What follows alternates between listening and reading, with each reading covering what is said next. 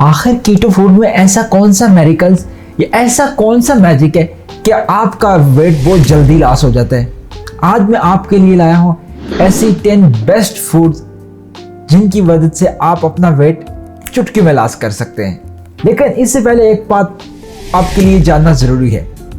हमारी food main 3 चीज़ों पर मुश्तमिल होती है। कीटो डाइट ये लो कार्ब, इसमें सबसे पहले प्रोटीन आ जाता है, फिर कार्बोहाइड्रेट आ जाता है और फिर फैट आ जाता है। प्रोटीन का काम होता है न्यू सेल की ग्रोथ कराना, पुराने सेल को रिप्लेस करना, न्यू सेल की जनरेशन करवाना।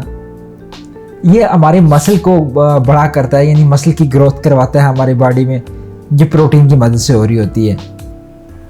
सेकेंडली अगर फैट को देखा जाए तो ये बॉडी में एनर्जी का काम करती हैं।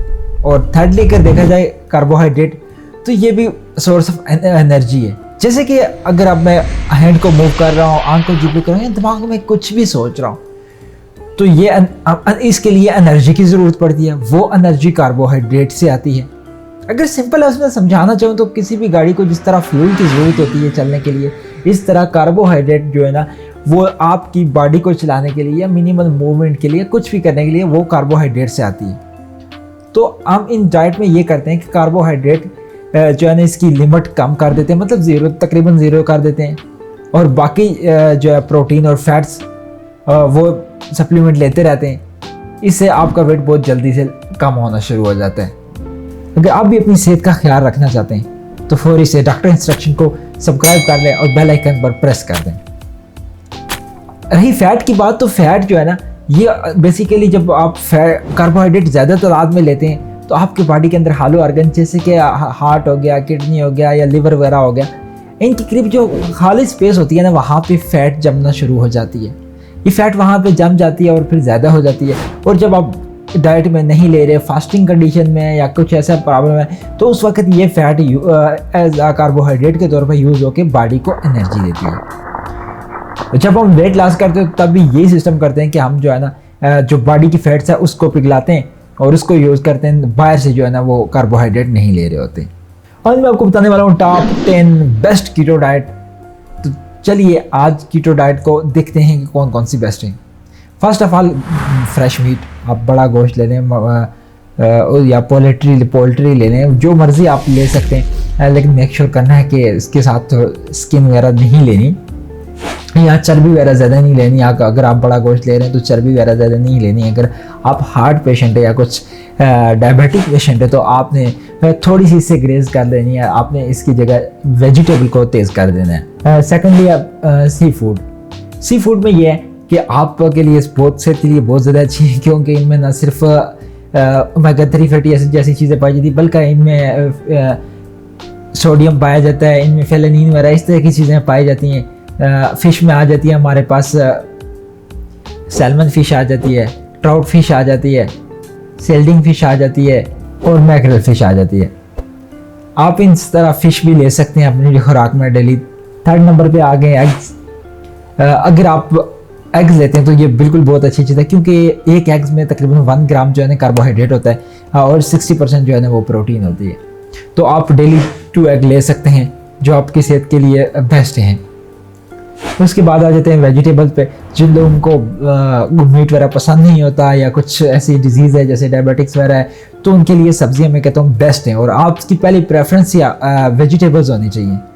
वेजिटेबल में आपके पास आ जाता है कॉलीफ्लावर यानी फूल गोभी, कैबेज, बंद गोभी, या उसके बाद कुकुम्बर आ जाते हैं। कुकुम्बर आप अपनी खुराक में खा सकते हैं।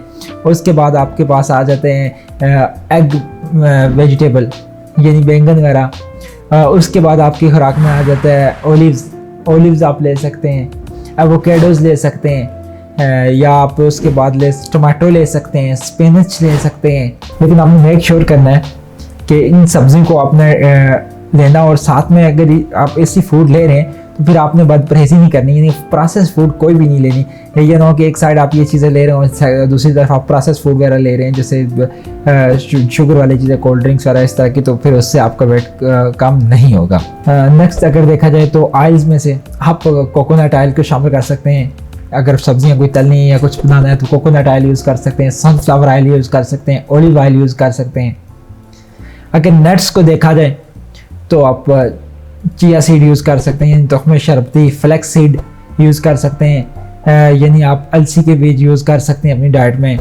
आप वालनट यूज़ कर सकते हैं, आप पीनट यूज़ कर सकते हैं, आप आलमंड यूज़ कर सकते हैं, आप काजू वगैरह इस तरह की जो ड्राई फ्रूट्स हैं वो भी आप यूज़ कर सकते हैं। बटरी चीज़, हाँ, आप प्लेन ग्रीक योगर्ट यूज़ कर सकते हैं, या आप चेडर चीज़ यूज़ कर सकते हैं। ये आपके लिए बेस्ट है, क्योंकि इसमें जो है ना, इन जो फूड बता रहा हूँ इन सब में अगर देखा जाए तो इनका काम ये है कि आपके पेट को ज़्यादा देर तक फुल रखती हैं। जैसे योगर्ट चीज़ हो गया या कोटे चीज़ हो गया, ये ज़्यादा देर तक आपके पेट को फुल रखती हैं, आपको ज़्यादा भूख नहीं लगती, यानी आपको कैलोरीज भी हल्की फुल्की मिल रही होती हैं और भूख भी नहीं लग रही होती, और आपका वेट भी लॉस हो रहा होता है।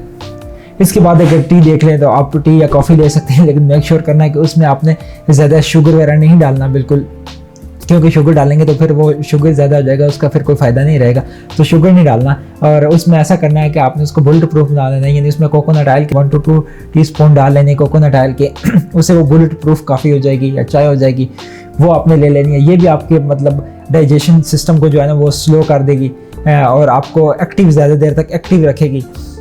आपको किसी चीज़ की कमी, यानी खुराक की कमी महसूस नहीं होगी, तो आप ज़्यादा देर तक सर्वाइव कर सकते हैं। कम कैलोरीज बर्न करके आप ज़्यादा देर सर्वाइव कर सकते हैं। उसके बाद अगर देखा जाए तो चॉकलेट वगैरह, जैसे ब्लैक चॉकलेट ले सकते हैं या कोको पाउडर वगैरह ले सकते हैं अपनी खुराक में। इस तरह की चीज़ें आप डेली बेसिस पे ले सकते हैं। अगर अभी आपको वीडियो पसंद आई है तो फौरी से इसको लाइक करें और शेयर करें।